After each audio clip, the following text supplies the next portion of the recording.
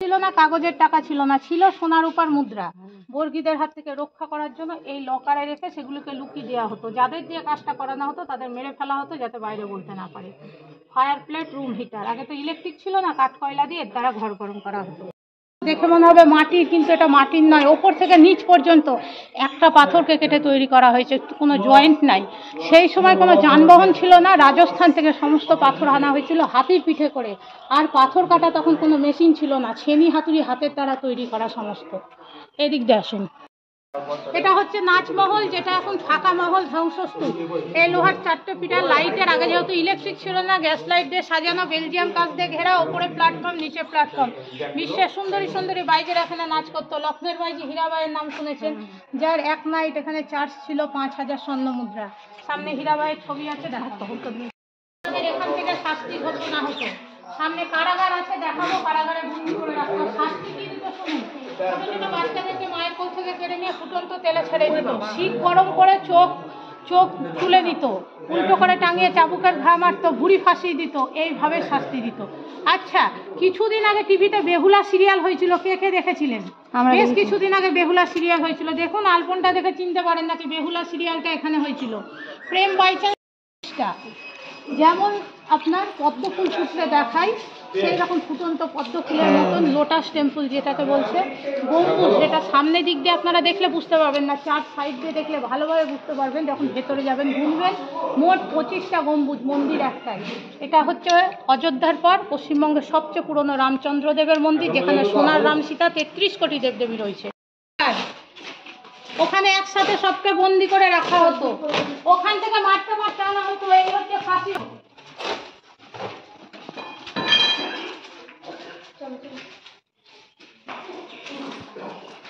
দেখুন, একটা চেন ঝুলছে, এইরকম পরপর 3টে চেন ছিল, নিচে 3টে কুয়ো। ভাগীরথী নদীর সাথে লিঙ্ক। ওখানে দড়ি ছিল, কাঠের হুইল ছিল, যেটা নষ্ট হয়ে গিয়েছে। ওখানে ফাঁসি দেওয়া হতো, কুয়োতে পড়তো, সোজা ভাগীরথী নদীতে। কোনো পরিবারকে কিন্তু লাশ দেওয়া হতো না। কিছু বছর আগে টুরিস্টদের একটা বাচ্চা পড়ে যায়, তলিয়ে গিয়েছিল, আর পাওয়া যায়নি বলে প্রশাসন থেকে ওপরে স্ল্যাব দিয়ে এই কুয়োটাকে বন্ধ করে দিয়েছে, কারাগারটাকে যাওয়া বন্ধ করে দিয়েছে। না তো এগুলো দুটো বিষয়, এগুলো মানুষ খেতে পারছে না, হাহাকার।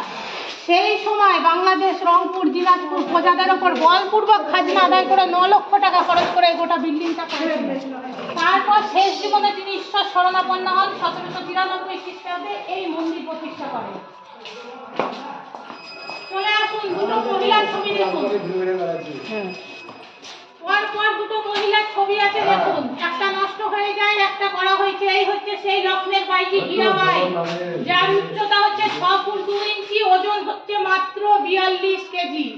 লর্ড ওয়ারেন হেস্টিং, যার আন্ডারে দেবী সিং ট্যাক্স কালেক্টর হয়ে এসেছিল। এই যে দেবী সিং, এই বাড়ির রাজা। দেখুন, দেবী সিং এর দুটো বিয়ে ছিল, নিজস্ব কোনো পুত্র সন্তান ছিল না। বংশ রক্ষা করার জন্য কীর্তিচাঁদ সিং তার সন্তানকে দত্তক নিয়েছিল, তারই ছেলে ভূপেন্দ্র নারায়ণ সিং। এবার শ্বেত পাথরের যাত্রী বা জালের কাজগুলি দেখুন। 250-300 বছর আগেকার তাজমহল সমান সূক্ষ্ম সূক্ষ্ম নকশাগুলো সেই সময় ছেনি হাতুড়ি হাতের দ্বারা করা হয়েছিল। যেসব শিল্পী দিয়ে করানো হয়েছিল তাদের 2 হাত কেটে নেওয়া হয়েছিল। সামনে পাথরের রাস্তা দেখেছেন, এই বড় গোটাই, এটাও কিন্তু দেখুন একটা পাথরের কোনো জয়েন্ট নাই।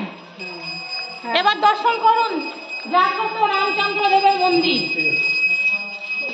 এখানে দেখুন, আমাদের হিন্দু মতে 33 কোটি দেবদেবী। এখানে রাম, লক্ষ্মণ, সীতা, গঙ্গা, যমুনা, লক্ষ্মী, সরস্বতী, নারায়ণ সমস্ত দেবদেবী রয়েছে।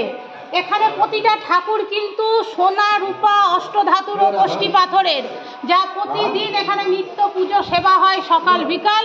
আর এখানকার প্রধান উৎসব ঝুলন রথ। ঝুলন রথের সময় ঠাকুরগুলোকে সামনের বেদি দেখছেন, বেদিতে এনে সুন্দর করে সাজানো হয়। এখানকার প্রতিটি মূর্তি কিন্তু সেই আজ থেকে 250-300 বছর আগেকার দেবী সিংহের হাতে প্রতিষ্ঠা করা। এখানে নতুন কোনো মূর্তি নেই। অযোধ্যার পর পশ্চিমবঙ্গের সবচেয়ে পুরনো রাম মন্দির। ভেতরে একটা ছবি বাঁধানো আছে দেখুন। মানে দেবী সিং এর বংশধর এখনো বেঁচে আছেন। ওনার আন্ডারে রাজবাড়ি, ওনাদের পিতা ও মাতা বর্তমান যে রাজা রাজেন্দ্র নারায়ণ সিনহা কুসুম কুমারী কলকাতায় থাকে। যে যা মানত করে তার মনোবাসনা পূর্ণ হয়। চলে আসুন, আস্তে আস্তে এগিয়ে চলে আসুন।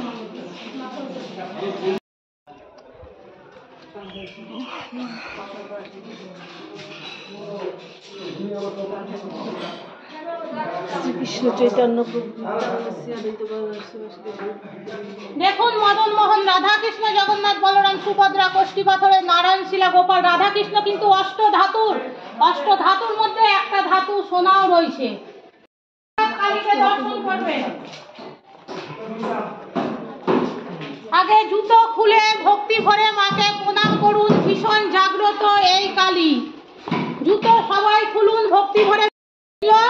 পানিপথ থেকে নিজের কর্মে যেত পুজো করে, মা আশীর্বাদ রূপে যতক্ষণ না একটা ফুল দিত ততক্ষণ দেবী সিং তার কর্মে যেত না। এই কালীকে এখানে 3টি দেবী রূপে প্রতিষ্ঠা আছে।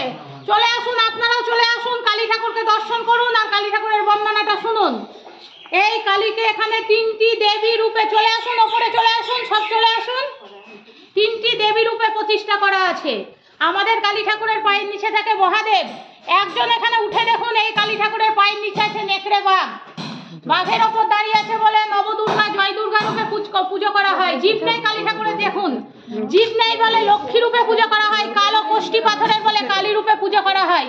এতটাই জাগ্রত, এখন এখানে যে যা মানত করে তার মনোবাসনা পূর্ণ হয়। প্রতি অমাবস্যায় এখানে যাগযজ্ঞ করে পুজো হয়। বছরে 2বার কালী পুজো, দুর্গা পূজার সময় এখানে প্রচুর লোকজন বসিয়ে নরনারায়ণ সেবা করা হয়।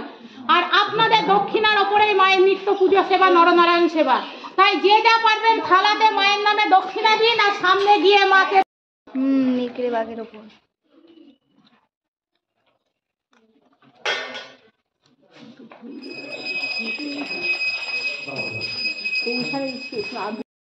মুর্শিদ কুলি খাঁ ব্রাহ্মণ সন্তানের ছেলে কেন মুসলিম হয়েছিল? সিরাজদৌল্লা যার হাজারদুয়ারি তৈরি করেছিল সে তার মায়ের নামে কেন পরিচিত? হাজারদুয়ারির কটা দুয়ার খোলা, কটা দুয়ার বন্ধ? মির্জাপুরের মেয়েকে কেন কলিজা খাকি বলা হয়? সে প্রতিদিন একটা করে বাচ্চাকে মেরে তার রক্ত খেত। এই সমস্ত কিছু জানতে পারবেন এই মুর্শিদাবাদ গাইড বইয়ে। মাত্র 30 টাকায় পেয়ে যাবেন। সমস্ত কটা স্পট আছে, 74টা স্পটের ছবি সহ সমস্ত বর্ণনা পেয়ে যাবেন মুর্শিদাবাদের এই ইতিহাস বইয়ে। একটা করে বই নিয়ে যান, খুব ভালো, বাড়িতে গিয়ে দেখবেন মুর্শিদাবাদে এসছেন ঘুরতে, মাত্র 30 টাকায় একটা করে বই নিয়ে যান।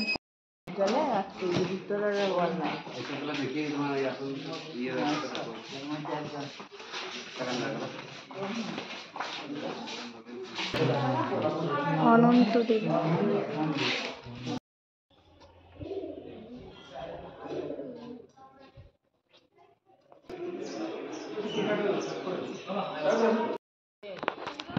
ভিডিও ছবি নিশ্চিত